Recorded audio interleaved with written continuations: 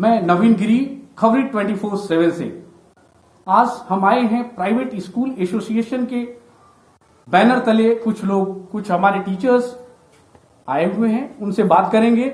हमारे यहाँ पे उपस्थित हैं डॉक्टर सुशील कुमार सिंह, जो जिला अध्यक्ष हैं प्राइवेट स्कूल एसोसिएशन के, और जिला प्रवक्ता, संयोजक और उपाध्यक्ष सारे मौजूद हैं यहाँ पे। और प्राइवेट स्कूल के बहुत सारे जो प्रिंसिपल्स, ऑनर्स सारे उपस्थित हैं। ये लोग एक ऑर्गेनाइज तरीके से, एक अच्छे तरीके से ये बताना चाह रहे हैं इनकी क्या क्या परेशानी है, क्या क्या वजह है, किस लिए ये बैठाया गया है ये मीटिंग, ये जानने की कोशिश करते हैं। पहले मैं अध्यक्ष महोदय से बात करने की कोशिश करता हूं, ये जानने की कोशिश करता हूं वो बताएं हमारा आज उनका क्या एजेंडा है, आज का क्या पर्पस है इनका बैठने का। हम लोगों के बैठक का मुख्य विषय, आज का एजेंडा यह है कि इस लॉकडाउन के दौरान सरकार ने सभी सेक्टर के सभी क्षेत्रों में सबको कुछ न कुछ मदद पहुंचाया गया केंद्र और राज्य सरकार के द्वारा, लेकिन हमारे निजी विद्यालय के ऊपर किसी भी रूप में सरकार का कहीं से कोई ध्यान नहीं गया। और हम लोग मांग करते रह गए, यहाँ तक कि हम लोगों ने 10 लाख पत्र एक दिन में लिखा प्रधानमंत्री कार्यालय को, केंद्रीय शिक्षा मंत्रालय को। 1 लाख पत्र हम लोगों ने एक दिन में बिहार के मुख्यमंत्री को लिखा।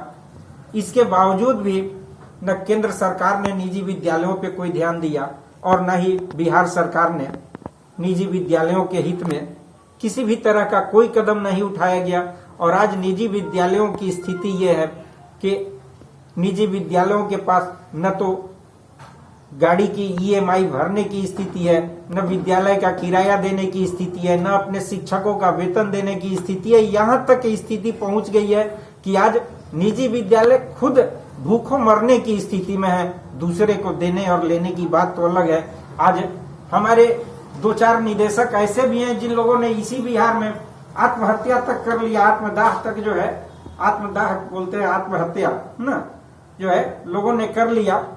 लेकिन फिर भी सरकार की तंद्रा नहीं टूटी और बिहार सरकार ने कोई ध्यान नहीं दिया, केंद्र सरकार ने किसी तरह का मदद करने का ना आश्वासन तक हम लोगों को नहीं मिला। नहीं, आप लोग को आश्वासन तो मिला है?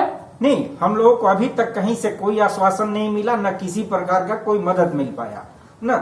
यहाँ तक कि हमारे स्थानीय किसी जनप्रतिनिधि के द्वारा भी किसी दिन हम लोगों की सुध नहीं ली गई। हम लोगों से मिल करके हम लोगों की समस्या को न पूछा गया और न हमारे किसी आप किसी स्थानीय जो भी निकाय हैं जो इसको डील करते हैं, क्या आप उन लोगों से बात किए हैं कभी? बिल्कुल, हम लोग हर जगह मिले हैं, हर जगह हम लोगों ने ज्ञापन दिया है। हम लोगों ने स्थानीय स्तर पर जो है सो जिला पदाधिकारी को, जिला कार्यक्रम पदाधिकारी को, डीईओ को, एसडीओ को, हर जगह हम लोगों ने ज्ञापन दिया। जब से यह लॉकडाउन की प्रक्रिया शुरू हुई और हम लोगों के समक्ष विकट स्थिति उत्पन्न होनी शुरू हुई, तब से ही हम लोग सक्रिय हैं और उस समय से ही हम लोग अपनी मांगों को यहाँ प्रखंड से लेकर के और केंद्र सरकार तक। एक्चुअली आपकी मांग है क्या, चाहते क्या हैं आप? हम चाहते हैं कि हमारे शिक्षक जो आज भूखों मर रहे हैं, इनको भी कुछ आर्थिक मदद दी जाए जिससे उनका परिवार चल सके न। हमारे बिजली के बिल, विद्यालय जो हमारे किराए में चल रहे हैं, उनके किराए को माफ करने का आदेश दिया जाए, उनके बिजली के बिल को माफ किया जाए। क्योंकि इस दौरान हमें किसी भी तरह की कोई आमदनी नहीं हो रही है, इसलिए ये बिजली का बिल माफ किया जाए। बस का ईएमआई है, इसको या तो रोक दिया जाए न, और यह आदेश किया जाए कि इस ईएमआई को बाद में इंस्टॉल करके भरा जाए। ये तो प्रावधान आया है ना? आया है, लेकिन अभी तक लागू नहीं हुआ। हम विद्यालय वाले को इसका कोई लाभ अभी तक नहीं मिल रहा है। हमसे बैंक वाले जो है यह मांग कर रहे हैं कि नहीं, आपको यह पेमेंट देना ही देना है ना।